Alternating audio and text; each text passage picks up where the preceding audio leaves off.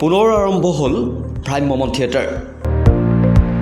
প্ৰায় 2 বছৰৰ পিছত প্ৰদৰ্শন হ'ল ভ্ৰাম্যমাণ থিয়েটাৰৰ নাট।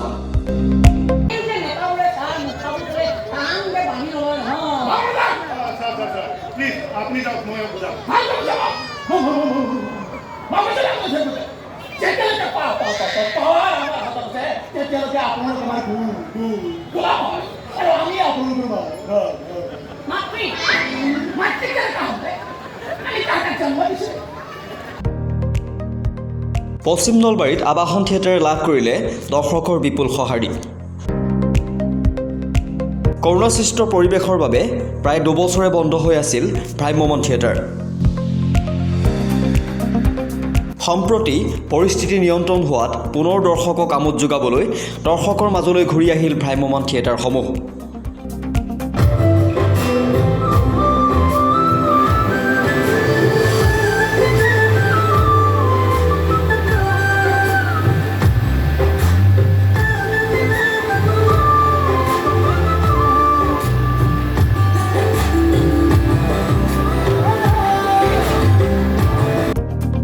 পশ্চিম নলবাৰীৰ পকোৱা 3টা নিশাৰ বাবে নাট প্ৰদৰ্শন কৰা আবাহন থিয়েটাৰত দৰ্শকৰ বিপুল সঁহাৰি।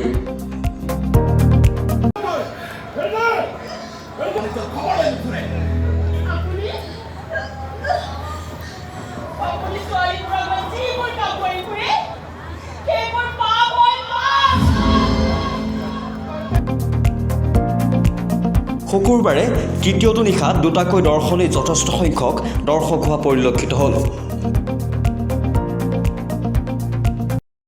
ভাল লাগিছে, আমি খুব উৎসাহী হৈছোঁ। আৰু নলবাৰীত বৃহত্তৰ নলবাৰীত যেতিয়া এনেও নাটক কৰাৰ মজাটো বেলেগ।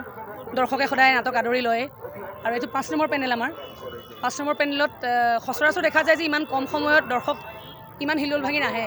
পূজাৰ পৰিৱেশ আৰু তাতে 1.5 বছৰ মূৰত নাটক চাবলৈ দৰ্শকে পাইছে।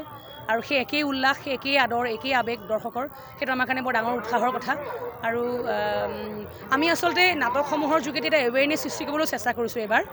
যিহেতু এটা জটিল সময়ৰ মাজেদি আমি পাৰ হৈছোঁ, জটিল সময়ৰ মাজত আমাক চৰকাৰী অনুমতি সাপেক্ষে আমি নাটক কৰিবলৈ ওলাই আহিছোঁ।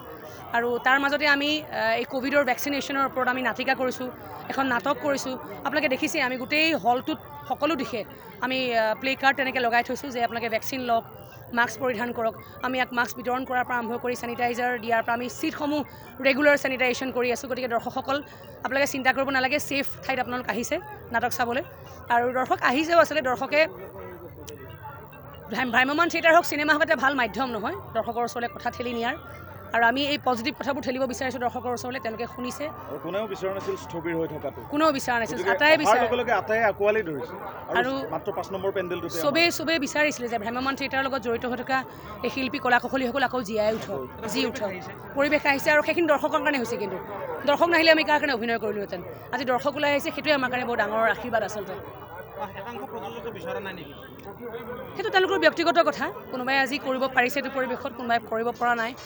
আৰু বহুত দেৰিকৈ যিহেতু আমি আৰম্ভ কৰিছোঁ, আগতে আমি আগষ্টত ওলাওঁ, এতিয়া আমি অক্টোবৰত ওলাইছোঁ। সেই সময়খিনি ধৈৰ্য ধৰি কোনোবাই নাটক পৰিকল্পনা কৰিছে, কোনোবাই কৰা নাই। অহা বছৰ কৰিব তেওঁলোকে। আৰু আচলতে এটা ডাঙৰ কথা হৈছে কি, এইবছৰ যিখন থিয়েটাৰ ওলালে সেইখন থিয়েটাৰ এটা বাট কটিয়াই দিলে, বাট এটা দেখুৱাই দিলে বাকীখন থিয়েটাৰক, যে হয় থিয়েটাৰ চলিলে, ওলালে এতিয়াও দৰ্শক আহিব। কাৰণ আমিওতো মানে শংকাত আছিলোঁ দৰ্শক আহে নাহে। কিন্তু এতিয়া আমি যেতিয়া ওলাই আহিছোঁ, দেখিছোঁ ইমান দৰ্শকে আমাক সঁহাৰি জনাইছে। তাৰমানে কি, দৰ্শকৰ বহুত ভ্ৰাম্যমাণ থিয়েটাৰ এতিয়াও আছে, সেইটোৱে প্ৰতিপন্ন হ'ল। অহা বছৰ আৰু ওলাব, আমিও সেইটোৱে বিচাৰোঁ, বাকীখন থিয়েটাৰ ওলাই চব ওলাই আহে। প্ৰায় 2টাকৈ বছৰে ভ্ৰাম্যমাণ থিয়েটাৰৰ নাট উপভোগৰ পৰা বঞ্চিত হৈ থকা পশ্চিম নলবাৰীৰ ৰাইজে উপভোগ কৰিলে আবাহন থিয়েটাৰ নাট।